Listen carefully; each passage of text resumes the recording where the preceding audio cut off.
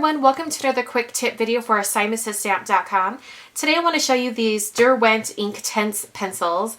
Now they sort of look like they might be a watercolor pencil, but they're actually a water-soluble ink pencil. So it's almost like ink in a pencil form that you add water to and it becomes fluid and you can kind of work with it a little bit like a watercolor or a paint.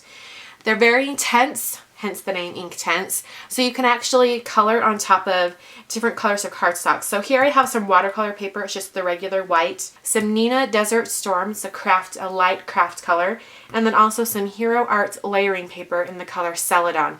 You normally wouldn't think about doing watercolor on top of these regular cardstocks because you'd have to add a lot of color and a lot of water to get the kind of saturation you would need for the color to show up. And while you were adding all that water, you would make the paper break down and it would look all mottled and muddy. But because we're only going to be adding a small amount of the Inktense pencils and only a small amount of water, you can get away with it on top of these darker cardstocks. So I'm going to go ahead and open this up. This is a 12 pencil set. I'm using this stamp from Paper Smooches. It's from this set called Zoo Crew.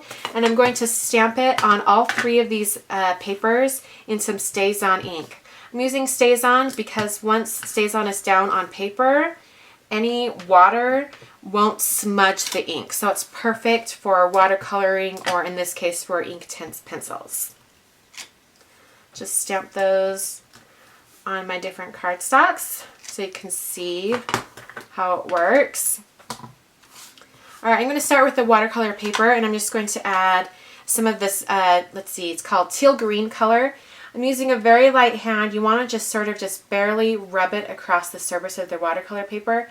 It is very intense and you don't want to press so hard that it makes an indentation in the paper, because then when you go to add the water,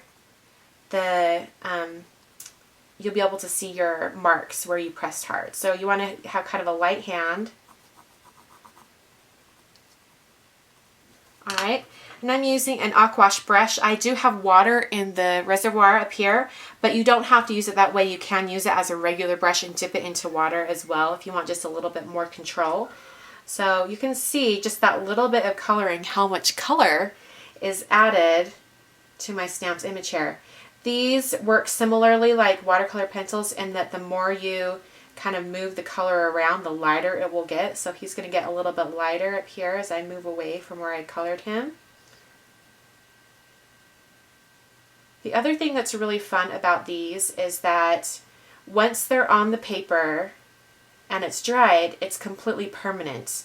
Even if you added more water to it, it wouldn't start sliding around and mess up your image.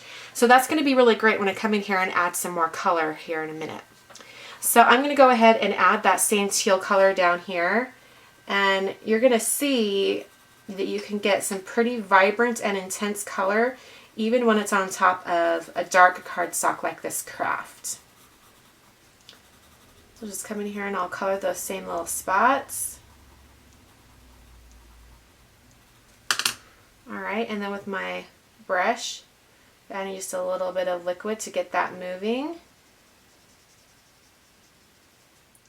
Okay, so there you can see the color on top of craft.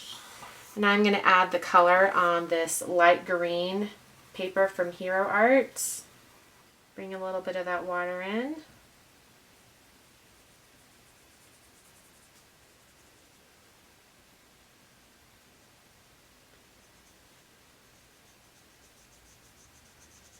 So now I'm going to come back in with an apple green color and I'm going to be adding green to the very top of this little crocodile dude because I want some of that more apple green color to come through. And this is one of the coolest parts about using Inktense pencils is that you can add more color on top. You can layer it. Just think of it as if you were adding another stamped image in ink right on top. So I'm going to come in here and you can see that vibrant green picking up.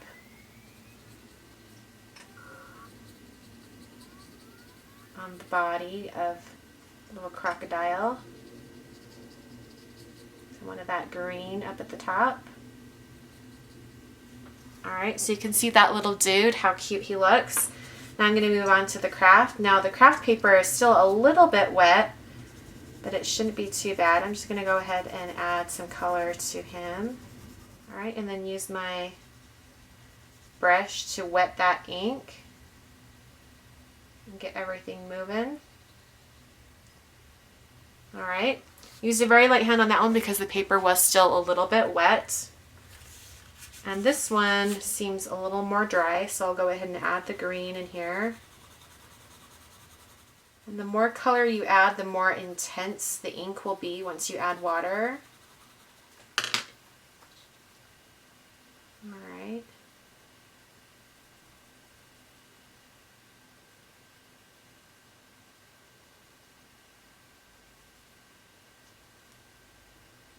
Alright, so you can see how you can use two different colors. You can get some really fun effects. I wanted to show you how intense these colors can be. I'm just going to take this bark color. I'm just going to do a little spot on each one.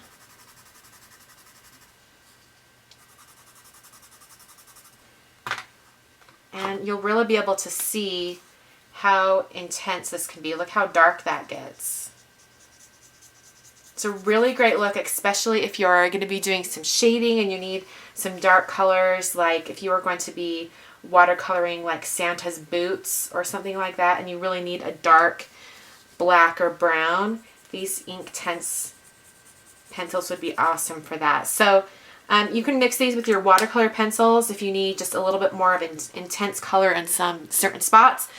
Really fun, new kind of tool to the Simon Says Stamp store. Hope you guys check it out, and I will catch you guys next time. Thanks for watching.